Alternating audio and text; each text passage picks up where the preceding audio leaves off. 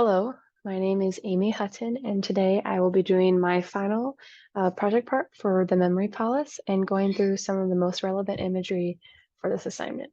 So I just wanted to start off with just my final project research and run through that and just fill you in with what I was thinking about my play. So yes, first and foremost, I saw this production as a play. I wanted this to be set during the 1800s, during the Industrial Revolution era in America, just from the way that I heard from the podcast and the way that I interpreted it was during that time period. And so I just felt it could be beautifully done through a play. And so that's what I chose with. So starting off, just a brief run through of the locations. I picked factory just because I wanted well, let me just say, I picked this type of factory, the big rooms and large space, lots of people in one room, because that was pretty typical of those time period, of that time period, like what those factories looked like. There wasn't a lot of codes, and it was just a lot of people crammed into a small space, all working, no machines doing this. So that's what I envisioned for the factory. Outside the factory, I anticipated this being, again, a large building to host a lot of people in. But I didn't envision it to be like out in the countryside like these first two images are. So I placed that third and fourth photo there to show that it was intermingled within the city. For the father's house, because when we learned in the story that Maria came from a very poor family and she herself was poor, so I felt that the father's house should also reflect that status. So when I was doing a lot of research about this, I found that during this time, people that were living in American cities were in these like tenants, and they were lots of people crammed into one room, and it was just very in shambles. It was a shed. So that's kind of what I picked for imagery for the father's house. And then just kind of on the flip side, Domenico, he wasn't relatively rich, but he also wasn't relatively poor. So I envisioned him more of a nicer, uh, smaller apartment. For the bar, I really wanted the bar to seem like a very masculine, dark, almost speakeasy kind of feeling. I wanted this to influence the story in the sense of when Maria goes in there to confront him, you can tell that around him he is not surrounded by a lot of good people, which is maybe a very good indication that he also isn't a good person and is a little bit drab and dark and dusty and just not a good person. So I wanted the bar to reflect that kind of feeling of Domenico. Courthouse, just a typical courthouse of those times, big, large rooms.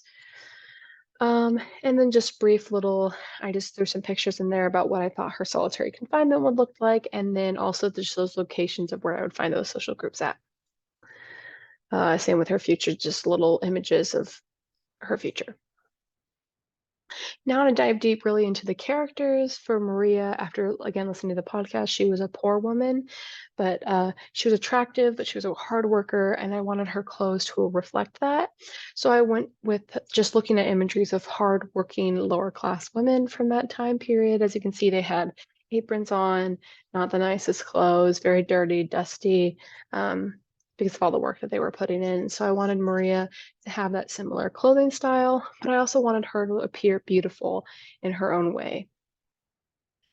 For Domenico's, I really had a strong vision of I wanted him to appear like he had more money, when in reality he didn't, or like he did in the story, but I wanted him to appear that he was very trustworthy and forthcoming, when in reality he wasn't. And I wanted the clothes to reflect that by showing like, oh, look, I have a suit, but here there's holes and there's dirt and dust on it to kind of show us visually that this character maybe is falling through the cracks, like their lies are just breaking through. So I just included some imagery of bad tuxes and suits there, and some imageries of what a person, like a shoe shiner of that time period, would look like. Going through Maria's father, again, since she came from a poor family, I wanted his suit to reflect that he was in fact poor.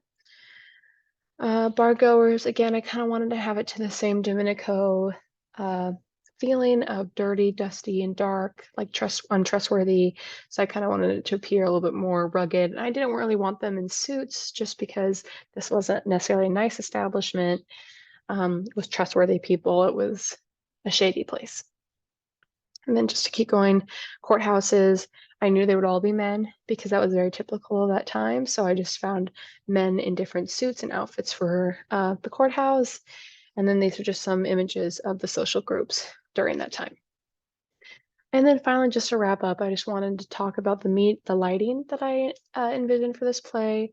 I really loved listening to this podcast, and I found that the lighting could be very interesting to incorporate like very strong, colorful lightings here. So we have the strong blue, the strong orange, the strong red for different parts of the story. So like an orange, a nice soft orange with a little bit of pink for when she's falling in love with Domenico, a strong red for when she kills him and kind of like a dark blue for when she's in solitary confinement. I really wanted the lighting and the colors to speak for the feelings and the story of what was going on during that time. I didn't really necessarily want a lot of set.